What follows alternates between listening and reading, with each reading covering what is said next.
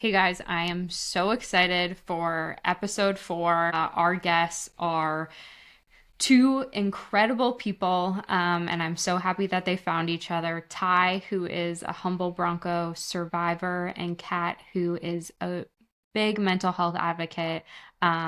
What they do and sharing their stories and vulnerability with the world has inspired so many. And on top of that, they are the Canadian Amazing Race winners.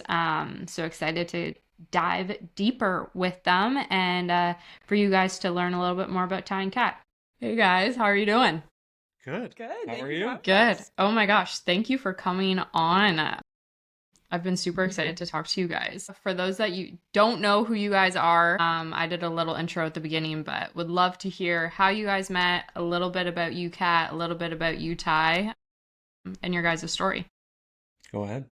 Yeah, so we met about 6 years ago, almost 6 years. It'll be 6 years in January for us. Tyler actually slid into my DMs, Yep. the Love old story that. goes, and it was not on Instagram. It was on Visco, like a photo sharing platform. So random. I didn't even know you could message on the app. So I was like more intrigued with the messaging function than I was like, what is going on here? But it worked. I mean, it stood out. So yeah, we started chatting, and then about a week later, I was in Calgary at the time. Tyler was from Leduc, just outside of Edmonton. So I was like, what are we doing here? Let's meet in Red Deer and have a Mhm. date and figure it out. And then I think the rest is kind of history. Yeah, I brought her to my friends and family Christmas party with like probably 80 to 100 of my closest family and Wow. friends. And it's Kat, you are definitely like a brave. Christmas party where it's just like everybody just has a great time and, a couple too many cocktails, but she did great and people loved her. And I was like, I think that was like the moment, the classic moment where it's like, I knew right from then. But I think, yeah, when she can handle my friends and family like that with all that chaos going around, I think that was a pivotal moment. I remember driving there and thinking, like, what am I doing right now? And then my sister was like calling me too on the way, my older sister, and she was like, what are you doing right now? Checking your location, being like, is she okay? Where is she? And yeah, I really have This never is done not anything like Calgary. that. Yeah, but it worked out. It was all good. That's Yeah. awesome. And then yeah, so I grew up in Leduc, Alberta. I am an Oilers guy. I do love my our Oilers, but yeah, I'm a Humboldt Broncos survivor as well, obviously, and I've been able to public speak about the journey since that day, and it's been quite a path that I never thought I would be on. And as you know, it kind of life takes you in some weird paths sometimes, and you never expect to be where you're at or doing what you're doing, but it's been pretty profound and pretty impactful in a lot of ways. And I think I've really leaned on the people around me, and obviously Kat has been a very instrumental part of where I'm at and what I'm doing, and supporting what I'm doing. And because with it comes obviously a lot of travel and a lot of time away, but it's also, yeah, I know I won't do it for the rest of my life, and I really do enjoy it now. But she's been, yeah, incredible in that process. Yeah, a little bit about my background. I guess I grew up in Calgary, born and raised. Growing up, I played ring actually, so I was an athlete for majority of my life, and then my mental health journey kind of started as a teen, and then it really came to the forefront when I was in university. I got diagnosed with anxiety and depression and just kind of went through some things right around the time I was meeting you. And then the journey, it's a journey that happens every day, and we continue on the journey. I think I'm a little bit more behind the scenes these days, but yeah, it's been an amazing journey together and kind of championing mental health together. It's been awesome watching you guys, I think, support each other. I think is the thing that I love the most. And obviously, Kat, I don't know you, and just meeting you now, you're amazing. I've watched you on The Amazing Thank you. Race with my parents. I'll get into that a little bit later. And then Ty, just meeting you briefly, but through the hockey world, it's been really cool. Unfortunately, I feel bad that you guys have to like share your stories and your struggles, and I wish that no one had to go through what you guys have gone through, but the way that you've taken the tragedy and like helped so many people has been, including myself, has been really amazing to watch. But I do have, just going into like different parts of this, going back a little bit to, just because I actually remember the day of Hmm. the Humboldt Bronco crash. And just talking a little bit about that with you, Ty. I remember I was sitting in the Dunkin' Donut Center. Colby was on the ice playing in Providence. His mom was beside me. when we got, obviously, them being from Saskatchewan, Yeah. when we heard it, and just there was no words and there will never be words for what you and so many families and your friends went through that day. Do you think I always say there's like a before and an after with trauma and grief. Yeah. There's like the Emily before I lost Colby, as I'm sure like there's the Ty before Humboldt, and then there's the Ty after Humboldt. Looking back on that day and processing, I don't know if you could ever process it. Is there something that was like pivotal, or no, pivotal is not the appropriate word for you. Um, how can I appropriately? Is there some?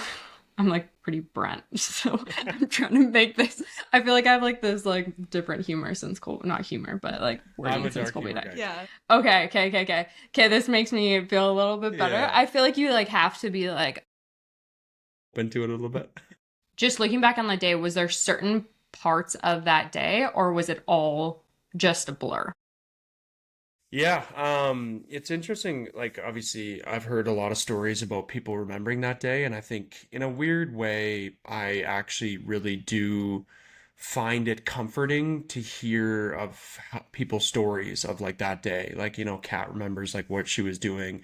I think not just our generation, but like, there's a lot of people that will forever just like that is a day that you knew what you were doing, you knew what was going on, you knew who you were with, how you found out the news. But for me, it's hard to believe, but I actually don't remember that day. And I think, with you said it perfectly, like with trauma, like there is a before and an after. And I think even with COVID, like we talk about COVID as like before COVID and after COVID. But I think for me, I don't have any recollection of that day. And I think in a weird way, that is a major blessing in disguise in my life. And I've had to embrace that. Now, it has been very difficult. I tell this in my talks, but like with grief, you do, in an interesting way, you do want to remember a lot of like the last, like the last smile, the last laugh, the last memory, like the last good time, the last this, the last that. I've had to come to terms with not being able to remember the last.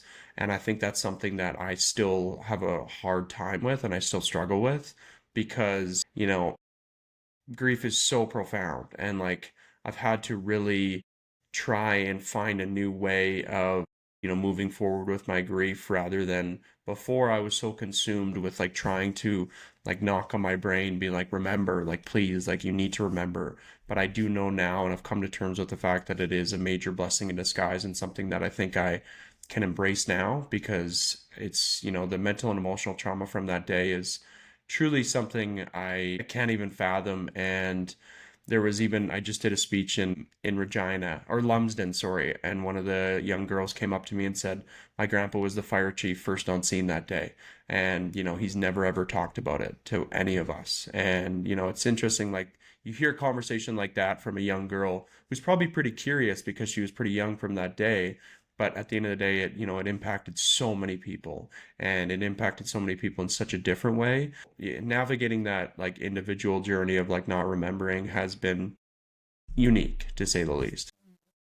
Do you think so? Obviously, we come from very different forms of trauma, but trauma in the same. I feel like a lot of it was a blur for me too, Yeah. which again is a blessing. I do remember some key points, and obviously, I've had people tell me some key points, but it's interesting to me. Two questions here is, do you find that you have random triggers at times that bring you back to that moment? Or do you think it's just a blur that there's no triggers that you would even think be triggers? Would be one question. And then the other question I'm totally blanking on because Chester's being a pill. Uh, I'll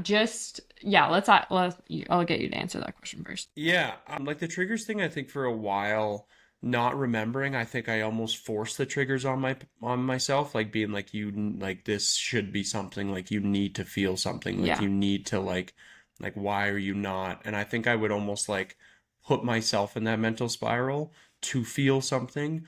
And then now, I've learned to embrace the trigger in a little bit more of a different way, and I've tried to like actually enjoy the not enjoy the trigger. That's not really, I guess, what I'm looking for, but like, if a song comes on, I think I have Feel it. I Mm-hmm. have way more intention with it now, and like actually like, okay, I'm gonna like feel this, and I'm going to, it's not a sense of I just instantly burst into tears or anything, but it's a sense of like I'm allowed to just like sit in this and like feel Mm-hmm. it, rather than I would before. I think I would probably like forcibly tell myself that you have to shed emotion, or you have to do something, or you have to feel something like at large.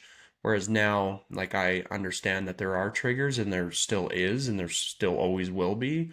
But I think I can, I can go about that path in a little bit more of a different way. But still, I mean, I think it's, there is certain moments where it can consume you, and it is very like just like sometimes you just don't want it, but you have to. And I think it is a part of, obviously, a part of the grieving process and a part of the trauma process where, those are moments that are tough and excruciating, but it's still important to feel. So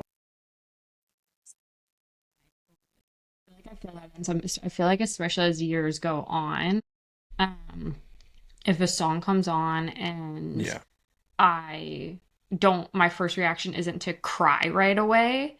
I feel like guilty, if Yeah. that makes sense. And that's a little bit of like the survivor's guilt that I carry. But you said something interesting, the leading up days. So for me, I actually, and you're talking about the last smiles, the last trying to remember those, I actually find the days leading up to Colby's death are harder now for me than obviously the day he died is going to be like the worst day. But the days leading up, it was like his last, like, I remember his last meal and it was like a salad and like a thing. And I feel like that's hard for me because it's like, what did I miss? Or like, for you, I don't know for you, but it's like they were doing something and like I should have said something. Or like, and I think that's a part of a survivor's guilt that a lot of people really close to grief carry. So I don't know. I don't know if you have Yeah. felt that in a way or. I think, yeah, I think you said it perfectly with just like the guilt aspect of like, it can be such a simple thing, but I think it can consume you in a way that I think it's more just for me like the unanswerable questions, like just like Mhm. truly like the questions that you will never get answers to. And I think that's something that I I had to come to terms with, and I know that I'll still ask myself why. And I'll still ponder of like what, like why, like that, why us, why that day, why everything. And then I think you still like carry that, for me, I carry that thought of like, you could have done something, like there had to have been something that you could have done, or like, and I think that's still, part of that, like that relationship with your own survivor's guilt of like, there's only so much that you can carry. And I think if you, even last night, I was in Regina and I was having this talk, and this girl asked me, like we were talking about gratitude, and she's like, when you write in your gratitude journal and you are writing all these things, like, do you feel an overbearing, overwhelming sense of you have to do more, and you have to, you have to constantly like be up, and you have to constantly like, just like try and achieve and try and do everything that's best for, yourself and the people around you. And I think that's something that I've just really had to try and find a balance with, of like, I'm just trying my best. And I think that it's funny because I've had this conversation so many times afterwards with people that are just like, you can see that people are just truly trying their best every single day. And, sometimes it's just not enough. And that only comes from within, where you feel like it's not enough, but like truly getting down to the basics and just resetting and remembering that, those simple steps sometimes are what you can be proud of. And, not trying to overwhelm yourself with like, you could have done more, or why did that, I think that's, I don't know, for me, that's something that has really been, I've had to try and process that and like, and get through that, more gracefully than I would have before. Yeah, for sure. Do you think I think I've had to come to terms with there this was such a blessing and I think slightly a curse at times. And I know for you you experience it at some level. Do you think that sometimes the media surrounded a lot of it took like was almost a distraction, if that makes sense. Like I remember when Colby passed away, there were so many interviews and there were so many whatever. And I look back and I read some of those interviews and I was like, how did I ask these? How did I answer these questions? Like, how was I doing these? And it was a blessing in a way because they're helping share his story and keep the legacy alive. And that's the worst thing going through grief is like you don't want anyone to be forgotten. And like all of that. But at times looking back, I feel like maybe the deaths being so public and in the media, it delayed the grief a little bit. And then when the media, for me, I found when the media started slowing down, it almost like hit me like, oh, people are starting to forget, if that makes sense. Yeah, you hit on some like perfect like I think the delaying of the grief aspect. Like I remember, I mean, I kind of remember, I kind of don't, but I remember like the weeks afterwards. You, I think I really wanted to just like curl up in a ball and just like never come out. My parents, my mom especially did a very good job of like kind of, protecting me from all the requests and all of this. And then I found it hard because I have so much love for people because of what people did for us. And I think that's, I'm not saying I carry that weight of like constantly trying to give back and share my story and hopefully You make feel an like you owe it impact. a bit. Yeah, I do. And I don't do it in a sense where it's like I feel like I need to do this and it's like my duty and I have to. But I think I have so much love for people because of what we experienced in like the love and support aspect. And like, I know what people can do when we come together and I know what we can do when we come together as a collective to like uplift and to support.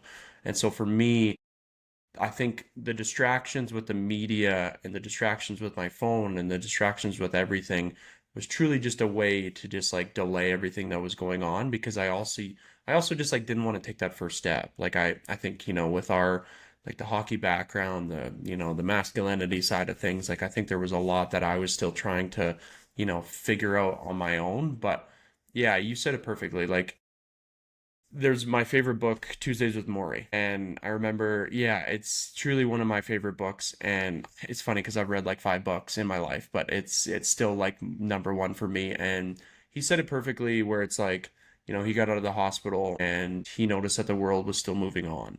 And he said, shouldn't the world stop? Like, don't they know what's happened to me?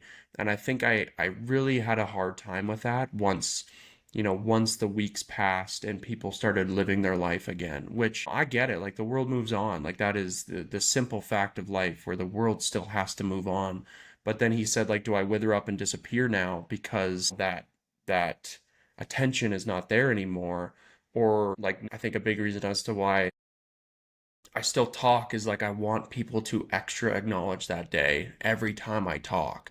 Even though I'm only talking about the Humboldt Broncos and our team and what we had for maybe 5 to 10 minutes of my talks, like it's still important for me and I still feel like it's something that, you once again you said it perfectly where like the biggest fear with loss is forget. Is like people forgetting your person and you never ever want that.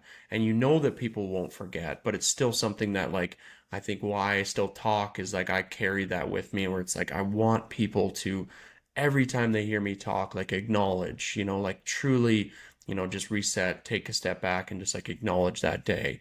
And I think that's I'm still navigating that like that perspective of like okay, you're doing this for you and like you need to remember to like find that balance and like you can't carry that weight, but it's still a way to remind people, of that day and all those amazing people that we lost. And yeah, there's a lot that I unpacked, and that was a long-winded answer to that, but But yeah, there's a lot of like beauty and truth in yeah. that answer for sure. So, Kat, you obviously remember that day. So when he slid into your Vesco DMs, your future husband, did you know? You obviously knew he was one of the survivors. Yeah, I think I actually don't know if I knew you were because I had looked at his Visco page and I knew you had played on the Humboldt Broncos. I don't think I had known kind of your status. I don't think I even followed you on Instagram at the time. I followed her and I was just like waiting and I was like, okay, well maybe I'll try Visco because she's got too many followers on Instagram that are, but anyways. Yes. And then I think like it was about 6 months after we started talking, 6 months after the accident. and it obviously just came up in conversation at some point, and I had kind of shared that I've had some mental health struggles as well, and like if you ever need to talk, I'm here, and I think people should feel their feelings. And I've pretty much always been an open book about my mental health, and I shared kind of that with Ty, and I think that was maybe refreshing for you to hear someone just be so open about it. But yeah, I remember that day. And then when we started talking, I knew going to meet his family and friends, like this wasn't just, kind of like this was different than anything else. Like these people had just gone through such an experience and such a tragedy together, that for me to step in there, like that wasn't lost on me, into like how heavy that was to be bringing someone new into that circle and to your biggest support system, and how like integral everyone in your life had been to you those last 6 months. Like that was never ever lost on me, still is never lost on me. And like I carry so much respect and like love for the people who were around you in those really hard 6 months. And like that was something I carried in when we first started talking. Yeah. It's so you nailed it so well there, and I was gonna ask you about this a little bit later on, but I think that was like the perfect intro to this. Is it's coming into, whether that's a relationship or meeting someone that has gone through an unfathomable trauma. It can go one or two ways, really. And I think you have done it so gracefully. I Thank think you. my speaking on my family and friends, I feel like sometimes they really struggle, and myself too, when you meet new people or new people try and come into your life and they just don't recognize the obvious, or like they aren't like gracious about the obvious, and like it can be like tricky, and it can be like very like hard to navigate. And one of my best friends actually said it. She was a bridesmaid in me and Colby's funeral too. Or wow, wedding. There we go. And she said no one will understand what it was like after the day Colby died. We had already lost Colby, but every single day after that, we were also fighting to keep you alive. And we were so worried we were going to lose you too. And I think that is just so beautiful how you hold such a space for, obviously not just Ty, because you're married, but his family and friends too, because they were a part of that. And had it not been for them, he wouldn't maybe be here, and like their love Exactly. and support. So I think that's just like, I love that you do that, and I think more people need to do that. So you are doing like an amazing example on like loving him and his family so well. And I want to touch on that too, because I think that was like right before we met was when my Billa mom like just plain out said, you're gonna promise me that you seek help.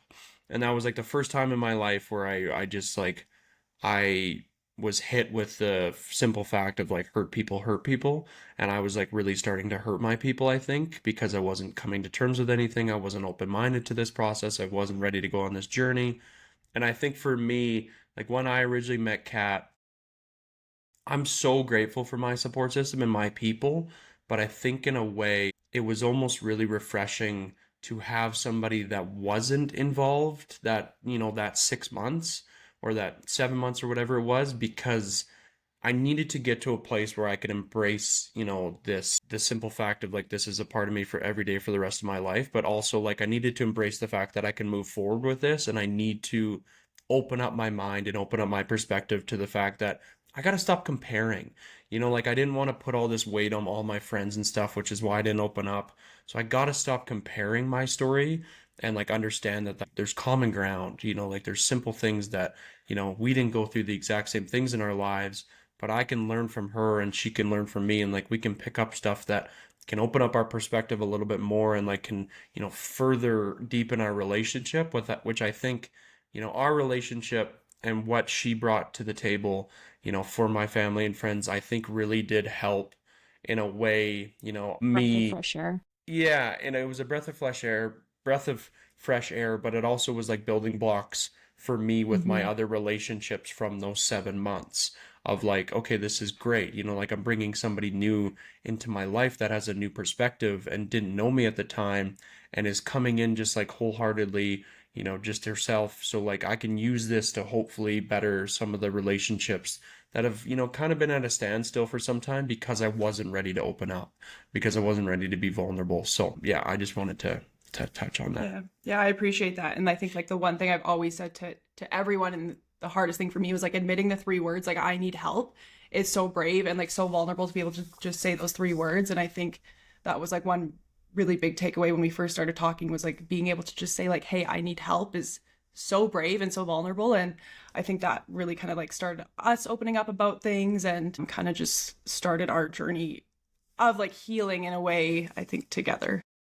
I think you nailed it there, Kat. Saying the ability to be like, I need help or I'm not okay, is so important. And being able to, when someone says that, to like get down.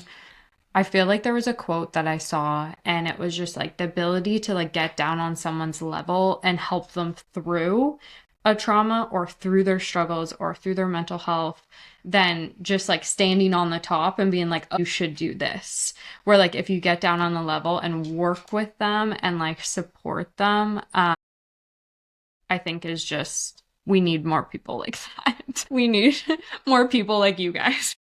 Yeah, I think I had a misconception, like even originally when I was like opening up to people, or when I thought about opening up to people, I was like, okay, if I'm gonna open up, like you gotta give me something like instantly. Like I need feedback, I need advice, I need something that I can implement into my life. And I think once I started to, open my mind and open myself up to the mental health journey, I realized that like honestly it's a lot about just like creating a space and like just listening, like just like purely being a good listener. And like, you don't have to be that perfect advice giver, that perfect expert on this. And just like opening up a space where being a good listener is actually way more valuable than like offering something sometimes. I agree. Agree. I totally agree with that. Yeah, I think just being able to listen and not cast judgment or whatever it may be, because everyone, like you said, everyone's struggling, everyone has their own type of trauma or mental health struggles. Do you find this is just like a random kind of hmm question, do you still like going to like hockey games and watching or playing? Or Kat, do you, I don't want to say enjoy, that's definitely not the appropriate term, but like going to the Humboldt Bronco ceremonies, or if there's something, do you like being a part of that, Kat? Or do you like, do you want Ty to do it? Or I feel like you do a really good job in like obviously honoring that and supporting Ty and what he needs. Yeah. You want to? Yeah, I've always said like, it's your story and I'm your support. So I think also like with the other survivors, they have amazing partners as well, and we get to see each other every year, and it's always really special when we get together. But it really is your guys' story, and I think it's just we're there to support in any way we can, in the best way we can always. Yeah, I think I originally had a fear of like, oh man, like my hockey love is going to be gone. And I did go through that where I just like, I couldn't be Smitty anymore. And I knew that. And I think originally when I left Humboldt the second time, I was very nervous and I was very frustrated about my relationship with hockey and like what I was like, every time I walk into a dressing room, I'm going to want to see faces that I'm not going to be able to see anymore. And I think that was something that just rocked me because I was like, how am I going to, going to a rink anymore and like enjoy it? And I went back and played junior B in my hometown with like a lot of the buddies that I grew up with. And I think for me, it was such a simple thing, but it was just like it gave me a reason to like love the game again and like love going out there. And I think it helped that it was so, there wasn't a demand. Like it wasn't like I was trying to be a pro hockey player or get a scholarship anymore. Like I knew that we're playing on a Friday night and then afterwards we're going to go have some drinks and have some, like have some banter and have a good time with the guys. And I think having that like that newfound relationship with like I can just be carefree out there and I can like sing on the ice and like I can just like do what I love again and kind of get back to the basics, I think propelled me to really start enjoying the rink and enjoying the camaraderie again and enjoying the fact that, I understand that what we had in Humboldt was the Mount Everest of like camaraderie and like the Mount Everest of like a foundation of what a team is built on. And now I can hopefully, bring what we had a little bit and implement it into, new dressing rooms and new rinks that I go into. And just, I can get back to being me.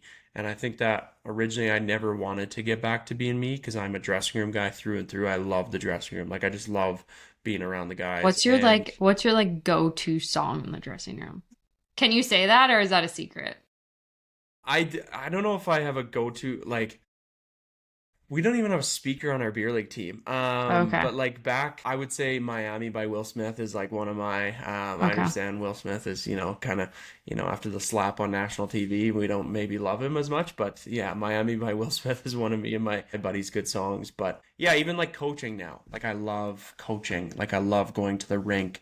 I got practice today at 4 to 5, and I'm looking forward to, Mm-hmm. going to the rink and just like seeing the kids and like just like having little conversations with the kids and That's been really fun to watch you like yeah, do hockey from a coaching perspective. And you kind of just fell into it, but we're going on like four. year 4 now. That's amazing. And that's been really special to watch, to see you move through hockey in such a different way, in such an impactful way to these young players. Yeah. Yeah. Because had your, I hate this saying, I feel like I go back and forth with it. Some days I hate it, some days I love it. Like everything happens for a reason. I don't think you will I don't like saying it because I feel like that takes, like Colby shouldn't have had to die and you shouldn't have had to like go through the crash. However, there is beauty in seeing all that has been done and so many lives that are being helped and changed, unfortunately, because of the tragedy.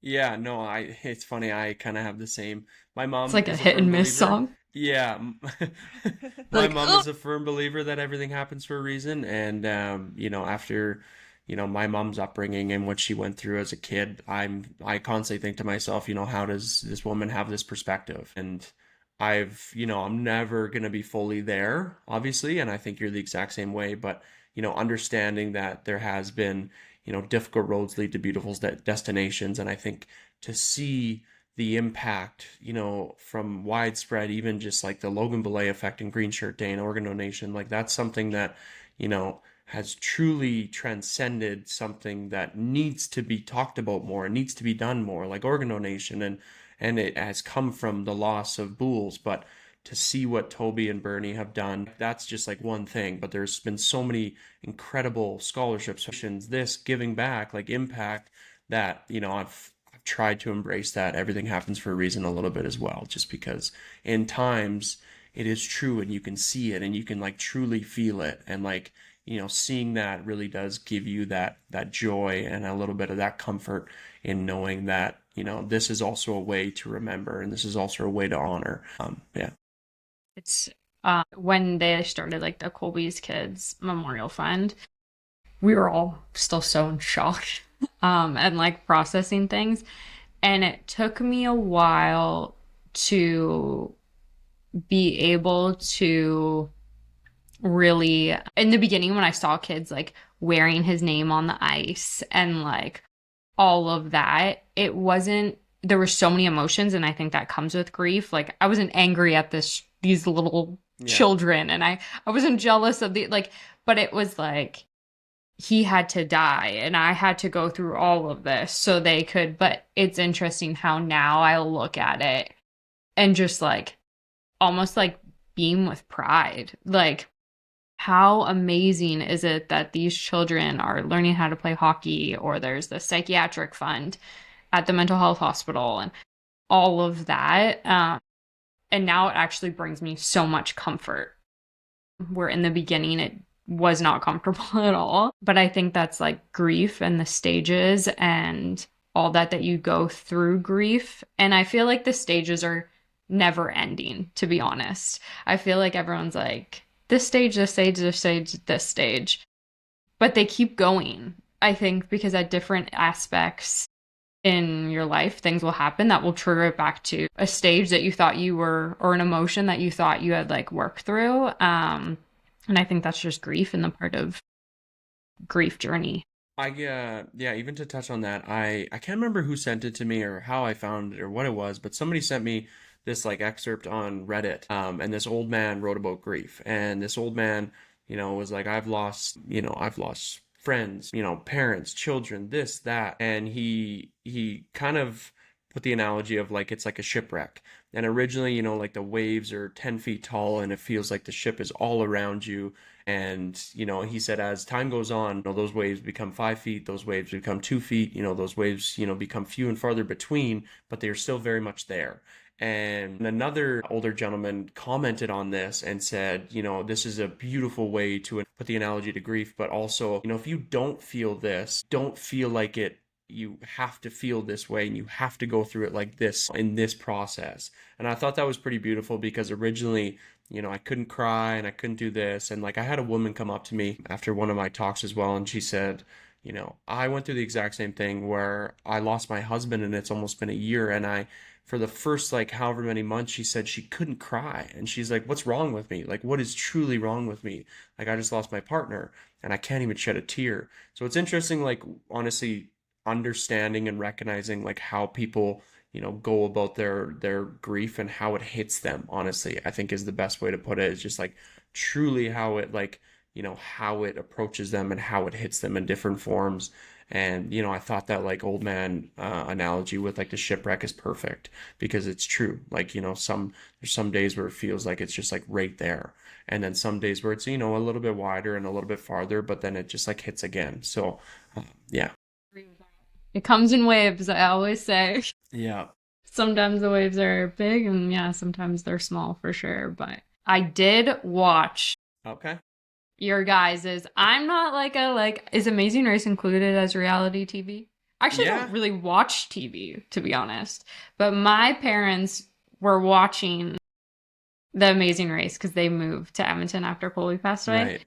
And I picked up on it. We were like, the Cave and Gill House were like cheering you on. Like anytime someone like didn't give you a clue Yeah. or like whatever, my mom was feisty. Like she was like, that is so rude. Yeah. Like how could someone do that to them? Like she was feisty about it. I feel like you had so many people rooting you guys on, but I feel like I'm gonna cry talking about it. I remember the finale, and when you crossed the line, you were talking about how you kind of like did it to honor your Humboldt Bronco brothers.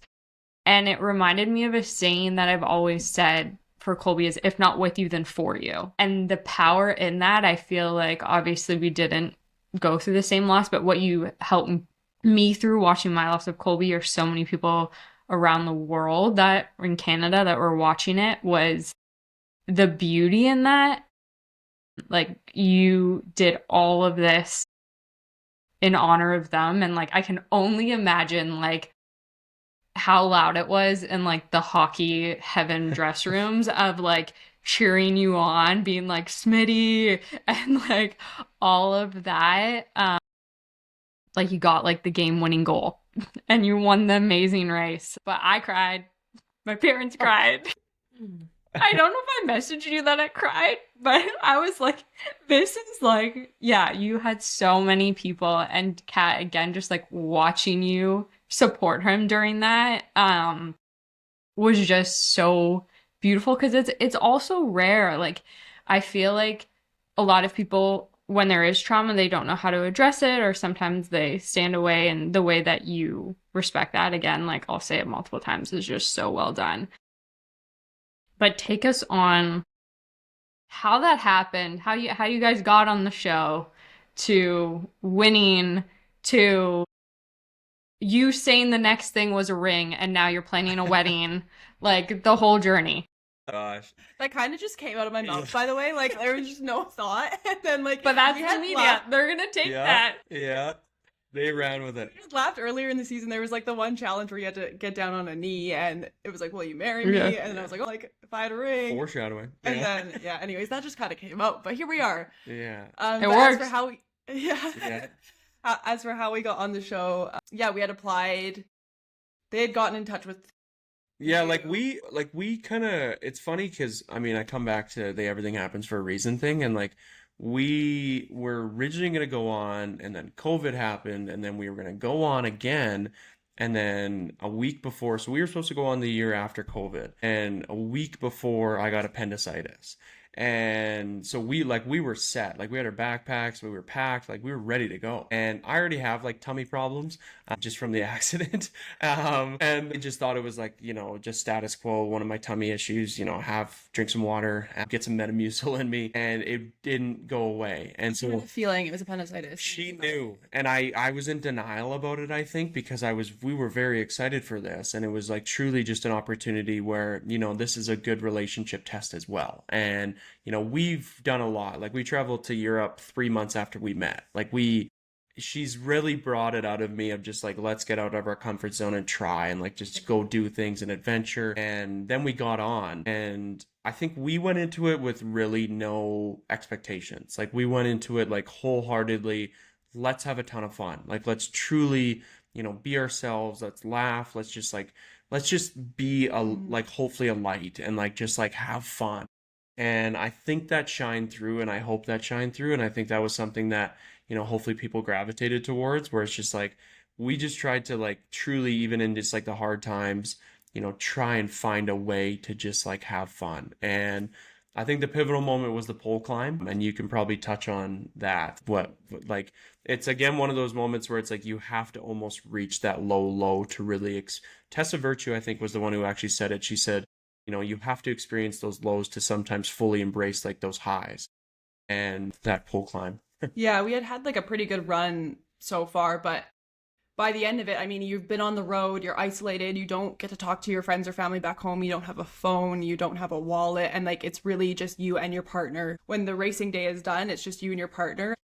That's just kind of how the show works. And by the end of it, it definitely like it weighs on you. Like it's all you're thinking about is this damn race. Yeah. And then yeah, you had gotten to that pole climb and it was hard. We were in last, we hadn't been in that spot, but really like when I had those low moments or those like just sorry Oh, everyone. lost her. All good. Yeah. When I had been in those moments of having those lows prior or just those feelings, it had been like remember why we're here and why we're doing this and how lucky we are to have this opportunity and be able to tell this story. And then when you had been up there, I just remember thinking like, let's remember why we're here in the first place. And it really is, as you saw it on that episode, like something clicked and we just somehow turned it around that day. And But still, even like, For sorry to people cut you that off. didn't Yeah. didn't watch the episode, do you want to explain that a little bit? Yeah, so it was the semifinal, 4 teams left, and we were in Toronto. Now, Toronto already is just a chaotic city. Hmm. And I remember, I think it was a Leafs playoff game, there was a Blue Jays game, it was like 32 degrees outside. And the first challenge of the day, you had to rappel up a 90-foot pole. Now, this was a challenge where one of us had to choose if we're doing it or who's doing it, and I chose to do it. And, I originally thought to myself, okay, I'm a man, I'm tough, like I can do this. And I got halfway up the pole of rappelling up, and then she looked up at me and yelled, "Remember who you're doing this for." And at this time, I was done. Like I was so spent. I and joke you about it. had nerve damage in your arm from the accident. And like basically the whole challenge, you're pulling up a rope using your arm strength. And I couldn't grip an orange. It actually was like So swollen. it was actually a little frightening. Like I remember, but I couldn't grip an orange or anything. And like I joke about this in my talks, but I was like, my eyelids were sweating, my earlobes were sweating, like I was done. And she said this, and then I got to the top, and I got back down, but I knew in this moment, like we were in last place by a long shot. And I always tell this as kind of like hopefully a inspirational thing of like failure, and like in life when you fail, like it's so easy to get into that mental spiral of just like consuming yourself with like you failed, you're going to be the reason that you don't make the finale, like why did you do this, like you made a mistake today. And I remember I even got to the ground, and I won't say what I said, but I looked at our favorite producer who might officiate our wedding, like truly one of the salt of the earth individuals in our life. And I looked him dead in the eyes, and she probably remembers this, but I looked him dead in the eyes and I said, "F this, I'm done. Like leave me here. Like I can't do this right now. Like I'm the reason that we are not going to make the finale." And it kind of got into those moments where Dr. Jody Carrington is her name, but she says it perfectly where it's like, find people to walk you home. And for me, Kat is somebody that will always walk me home and always be there for me. And I kind of had to look at her and flip that switch of like, all right, we're good. We're just going to reset. We're going to try again. Just going to see what happens next. You never know what happens next. And I think honestly, like we talked about it, but that was a big reason as to why we actually, won, is like going through that like complete low of just like being at the bottom and just like having nothing and no motivation and then just like flipping the script. So Yeah. Then I'm just gonna, my charger's like literally about to, I'm just gonna grab this before we oh start. yeah. I love this saying about walking each other home. Like I feel like that's all of us in this world are just like truly walking each other home. That's like one of my favorite sayings, and also like what a privilege it is to grow old. It's like another of my like favorite sayings. But Kat, going back to that moment, did you have like, I feel like hearing the story I had chills like started to tear up. Do you did you like obviously you knew the power in those words or like saying that to him, but did you think the weight of that one comment would like alter everything, if that makes sense? I honestly, you were in such a low that I was like, I don't know how this is gonna go. And I remember even, I remember even saying it, and I looked over at the camera crew and production, and they kind of looked at me with big eyes, like, okay, we're going there. But you got down and you were like, I'm done, and I was like, we're not done. Like no, we're not. Like we got to keep going, and then we reset. We ended up like getting last in the next challenge as well, and then had to another time penalty. So it was just like not our day, but again, like just I think being able to make it through that day despite how terrible that morning had been for us was the biggest thing we took away from it. But it was an emotional morning. It was a hard morning. And, it's like, again, we had given so much of our life to do this show, and we had been isolated for the last however many weeks and trying so hard every day. And it was like, if we lose it at this point when we're so close, like it was going to be tough, but somehow we pulled through. But yeah, it was thanks to I think your attitude that day after, and yeah, we just made it. And then it funny, like I tell this story too, but it's crazy. When we got back to the hotel that night, I can't remember what she was doing, but I brought a journal along with me, and we journal every little bit here and there. And I remember I wrote in my journal, I said, thanks for guiding us, thanks for supporting us, thanks for loving us. And I finished that journal entry with just one more day, that just one more day being the finale. And obviously I was writing to my 16 angels, and then it's crazy. Like I found 2 dimes in the hotel room that night. And don't even get me started on signs. Yeah. Don't even get me started. That's a whole nother podcast. It is truly the moment where it's like you can almost get it was just like that perfect moment where it's just like, gosh, like I needed this. And like it was that perfect moment. And it's wild that when those signs come sometimes where it's just like in that perfect moment that you need it. And truly, like I still have the 2 dimes. Like I found 3 on the race, but I found 2 that night. And like I'm thinking to myself, like this room just got cleaned. Like how is there, 2 random dimes just like hanging out in this hotel room, this random hotel room? And yeah, I still have those 2 dimes. And like I think once again, it was a big motivation for me.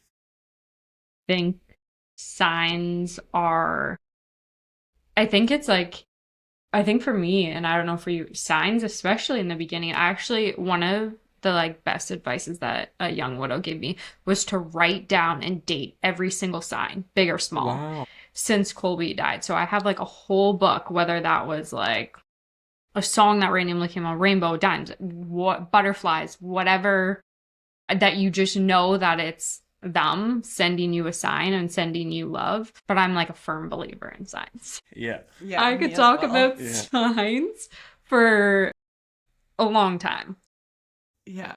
And yeah, the beauty in that, and just when you don't think you can take it anymore, a sign from heaven or your loved ones or your 16 angels is like, honestly, I feel like an adrenaline shot to like keep going. Like it like Truly wakes you up. I think sometimes signs can like make me a little sad depending on the situation, but I find now I like am always so happy when I get assigned. So I'm so glad that you got those 2 times, because the feeling you get can't be described unless you've experienced something like that. But what was the final episode like? Did you guys like know you were winning by a long shot? Like, I feel like filming's kind of hard, like the way that like the public sees it compared to probably how it's like filmed and goes. But did you guys know it was close, not close? What?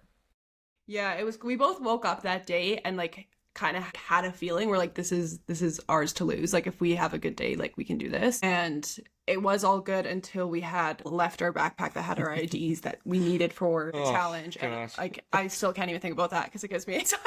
But it was so close near the second half of that episode of the finale. Just it really was like so close at the end there. I don't know how many minutes, but it was so close. We didn't know until we really were running and we saw the mat and that no one was there. And then we were like, okay, like I think we did it. I think that was like the really neat part about the race is like you were racing against other people and like you knew like most of the time where they were, but like at that moment, like when we were in the taxi on the way to our final mat, like we had no idea. Like it, and like we were in one-way construction traffic, so like we were freaking out in the back seat. And Parsec.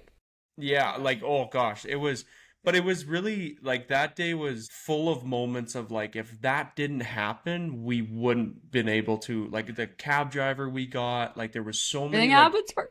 yeah, I know. Like there were so many pivotal moments that you look back on, it's just like if we didn't get Eddie as our cab driver, like we probably wouldn't have won. You know, like there's like Where those is little Eddie moments now? Do we still talk to Eddie? we've only been back to Halifax once and we haven't been able to locate Eddie, but yeah, like it was funny, like I remember when we left to go like do our final run, we looked at Eddie and we just gave him this envelope of cash and I was like, Eddie, I don't know how much is in here, but I just want to know we might never see you again, but thank you so much for today. And like it was funny how it was just like we spent all day with this man who was a very just like simple reserved guy but did anything for us. Like was like, do you want me to run this red light? Like, do you want me to like speed? Like, and I'm like, I don't know, Eddie. Like, you tell me. Like, but yeah, he came into our life, into our race at like the perfect moment, and also like, I mean, that final crossword challenge, like people don't realize the gravity and the weight of what that was because we knew Tyler and Kayleen were at the crossword just below us.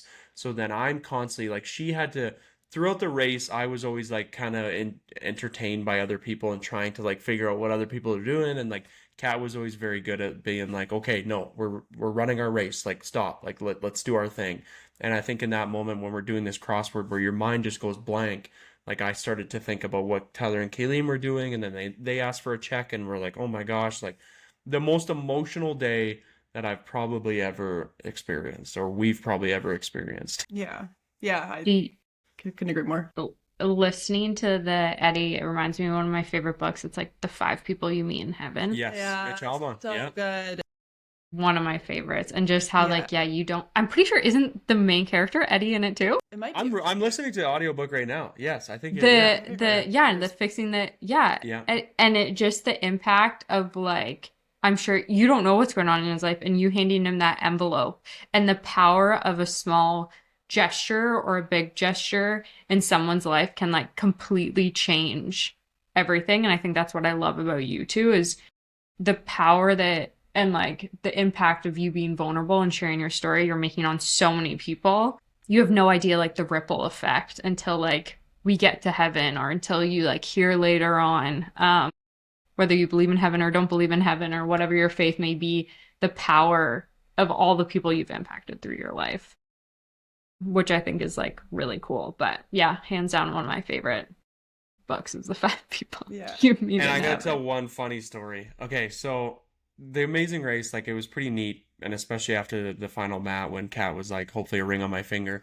You wouldn't believe how many like rural moms were like coming after me, being like, "Where's the really ring? bad. Where's the ring? Like, I'll put the ring on her finger. Like, where is it? Where is it?" And like, truly, it's just like it was so nice because obviously, you know, this last 6.5 years, you know, there has been quite a I don't want to say spotlight or anything, but there has been a lot of attention around me. I guess I'm not trying to make it sound like that way, but it was so neat on the race because it allowed people to really understand and learn about Kat and also just like really see how phenomenal she is, especially in those situations. And it was funny. I was in Guelph, Ontario one time, and I tell this story like every time I do a talk because it's hilarious. But this lady came up to me, and this was like pretty recently after we won. And this lady like came up to me right after my talk. There was like 200 people there. She was the first one that came up to me, and she looked me dead in the eyes, and she was like, "The only reason that you won the Amazing Race Canada is because of Kat." And I was like, "Whoa!" I was like, "Oh my gosh!" Like that is so like. I was like, I don't know if that's backhanded. I don't know. Like, I love to hear that. Like, I truly believe that too. She was a No, it's a team superstar. effort. It was a two, and then I was like, okay, there's got to be some sarcasm, some humor attached here. And I was like, did you see me on that Sea-Doo in the last episode? Like, trying to get like something out of her. And her friend looked at her and was like, do you want a picture with Ty?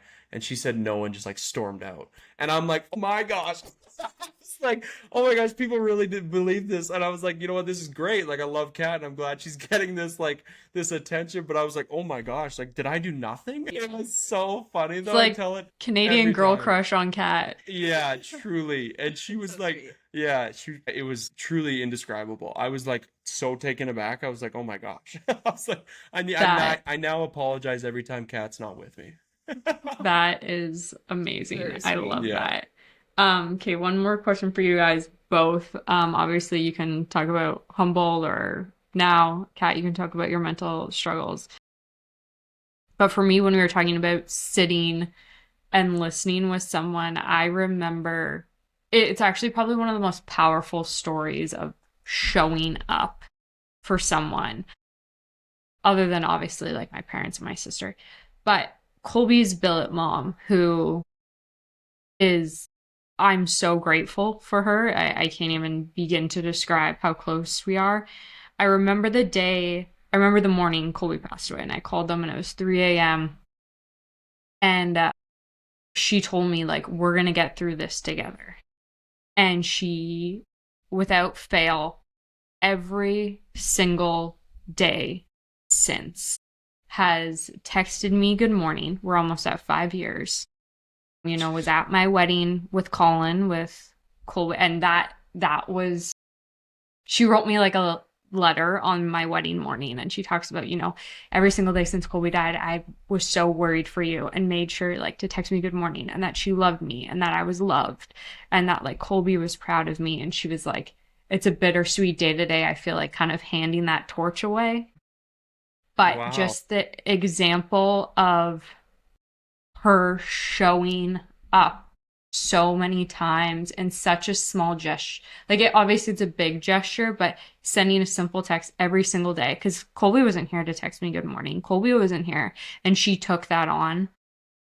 So is there anything looking back on your grief journey and both your like mental health journeys that really stuck out and like showing up, or what you would give advice to people to how to continue to show up? That's a great question and like so profound, I think, to like explaining your story and what you went through and like how much of an impact that had, because I really think it is just like those small little moments throughout the day where it's like you don't know how much it means to you when someone does something like that or sends that text. And for me, I think it's just I have such amazing friends, family, and Ty who just, again, like you said, like they show up and they're willing to listen to me. And if I'm having a bad day, there's no judgment. There's just having someone who will just create a safe space for you to be able to say what you need or be there when you're down. And whether it's a text or it's just, you know, listening, like just being a good listener, I think is so valuable. And I really think it's just being able to listen and create a space for someone. Yeah. I mean, I could probably touch on my Billa mom too. My Billa mom, like I said, was the main reason as to, I think a main reason as to why I am doing what I am doing today. She still is obvious. I love my Billa mama. She still it gets worried about me, doing too much and, public speaking a lot. And I think, to fully understand like her intention when she said, you're going to promise me that you seek help is now something that I've processed. And she's a leader in my life because of that. Because she, I mentioned it, she did not have to say that that day. She truly could have just left me on my way to go figure it out. But with her saying that, it really put me in a position, the classic of, you put yourself in somebody else's shoes, and to understand the pain that she was having because of her billet son's pain is a real shock, was a real shock to me. And it allowed me to finally, put myself first and like actually take those steps and like do what's best for me. And even, a couple weeks ago, we were in Humboldt quickly, and I was with Straz, and we were, doing some stuff, and I was like, I gotta go see my billet parents quick. And it was so cute because they were at the dinner table having dinner with their current billet, and I didn't even tell them I was coming. I just showed up, and Nancy got up from the dinner table and just ran over to me and gave me a big hug. And it truly was, I just felt like the most amount of love and comfort and, peace. And this is just, a woman that had me in her house for, 6 months. And, my billet dad is, I mean, I could talk about my billet dad too, but, my billet mom saying that was, she is truly a leader in my life because of her saying that, and the courage it took to say that. So I mean, I could go on about Kat, I could go on about my mom, I could go on about my brother, my dad, but yeah, that my billet mom comes to mind for sure. I've definitely said a lot through this journey. Obviously, I didn't know Colby during his billet years at Swift Current, but billets do not get enough credit. No. I feel like they take in, no offense, but young messy boys men.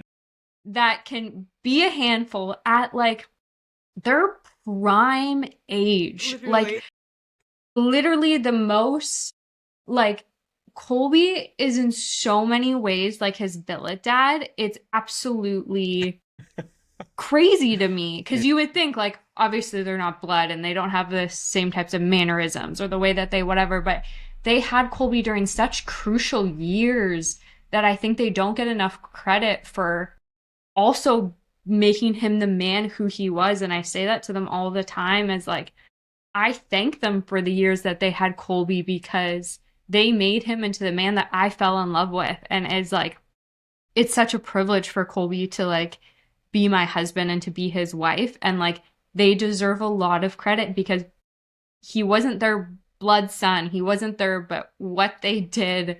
I always say like billet, I am like team, I'm like billet family fan club, because they're incredible people. Some of the most selfless people that you'll ever meet. But yeah, they do have to handle like messy. Gosh. It's like the worst age of.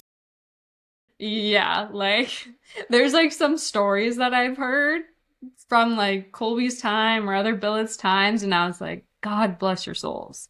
Like you deserve like, I don't know if it's a Nobel Peace Prize or like deserve something. Yeah. Something. But yeah, I'm a teen billet family household here, but heck yeah. Grateful for them. Well, thank you guys so much for chatting. I know you're busy, but looking forward to following your journey, the wedding. You. Yes, thank you for having us. It's been such a wonderful conversation. Yeah, thank you for what you're doing, Em. Yeah, I appreciate you, and I know that we've been following each other's journeys a little bit here and there, and I know we're super proud of you, and we're so happy for you and Colin, and we have a lot of love for what you're doing, and so please keep doing what you're doing. Yeah, I think share one thing for both of you, and it's something that Tyler's therapist actually said to him, and it's that your story could be the light at the end of someone else's tunnel, and I think both of you have represented that so well. So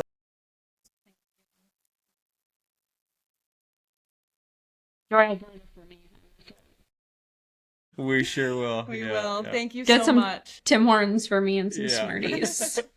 I appreciate you. Yeah, thank you. Thank you.